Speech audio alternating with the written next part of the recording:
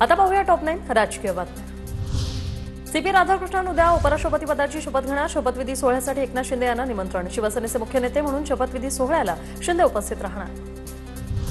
भाजप प्रदेशाध्यक्ष रवींद्र चव्हाणांचा Twitter account suspend. ट्विटरच्या नियमांचा भंग झाल्याने अकाउंट सस्पेंड। नवीन नागपूरची उभारणी करा, पण इतरही मेट्रो शहरांबाबत विचार करा। नवीन नागपूर उभारणीवरून सामनातून सरकारवर निशाणा। नवीन पुणे नवीन नाशिक विकासाचा रोडमॅप राबवता येऊ शकतो, सामनातून टोला। ओबीसी मराठा यांच्यासाठी समिती बसते, पण शेतकऱ्यांसाठी बसत नाही। शेतकऱ्यांसाठी एक बैठकही होत नाही, बच्चू कडू यांची खंत।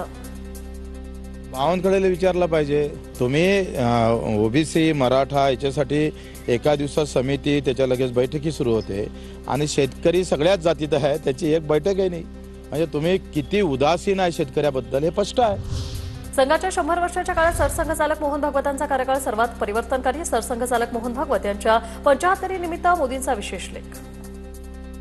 कपिल शर्माच्या शोमध्ये मुंबईचा उल्लेख। बॉम्बे झाल्यानंतर मनसे आक्रमक। बॉम्बेचे मुंबई असं नामकरण होऊन 30 वर्ष झाली, त्यामुळे मुंबई असाच उल्लेख करावा। अमेय खोपकर यांचा बॉम्बे असा उल्लेख करणाऱ्यांना इशारा। देशभर एसआयआर करण्याची निवडणूक आयोगाची तयारी। अंमलबजावणीसाठी राज्याधिकाऱ्यांबरोबर महत्त्वपूर्ण बैठक संपन्न। या वर्षाअखेर देशभरात एसआयआर प्रक्रियेला सुरुवात होणार। दरवर्षीप्रमाणे यावर्षी कोल्हापूर दूध संघाची वार्षिक सर्वसाधारण सभा गोंधळात पार पडली। यंदा सभेत महाडिक आणि हसन मुश्रीफ गटामध्ये ईर्ष्या पाहायला मिळाली। आता पाहूया आताच्या घडीच्या टॉप 9 मोठ्या बातम्या। सरकारी बँकांचे महाविलीनीकरण होणार। 3 ते 4 मोठ्या बँका निर्माण करण्याचा सरकारचा प्रयत्न। 2020 मध्ये सरकारी बँकांची संख्या 27 वरून 12। नवी मुंबई आंतरराष्ट्रीय विमानतळाचं 30 सप्टेंबरला उद्घाटन होण्याची शक्यता। पंतप्रधान नरेंद्र मोदींच्या हस्ते उद्घाटनाची शक्यता।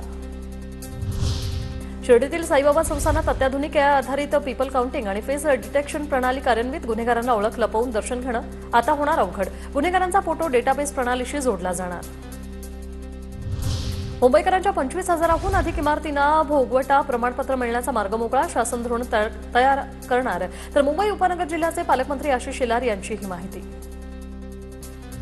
पुण्यातील म्हाडाच्या 4186 घरांसाठी 21 नोव्हेंबरला सोडत आजपासून नोंदणीला सुरुवात। घरांच्या किमती 13,66,000 ते 30 लाखांच्या दरम्यान। लालबागच्या राजाला देणगी दिलेल्या वस्तूंचा आणि सोनं चांदीचा लिलाव। भाविकांनी लिलावासाठी उपस्थित राहण्याचा मंडळाकडून करण्यात आलं आवाहन।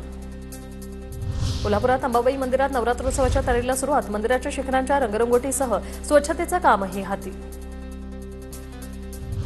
अमरावतीत विदर्भाच्या राजाची शाही विसर्जन मिरवणूक। ढोलताशांचा निनाद, कलात्मक देखावे, विविध प्रकारच्या झाक्या, रंगीबेरंगी रांगोळ्या आणि हजारो भाविकांचा सहभाग। 16 दिवसांनी बाप्पाचं होतंय विसर्जन। अखेर महादेवी हत्या प्रकरणी सुप्रीम कोर्टातून सुनावणीची तारीख निश्चित। न्यायमूर्ती पाडीवाला यांच्या पीठासमोर उद्या होणार सुनावणी। उद्या कोर्ट काही निर्देश देतं का याकडे लक्ष।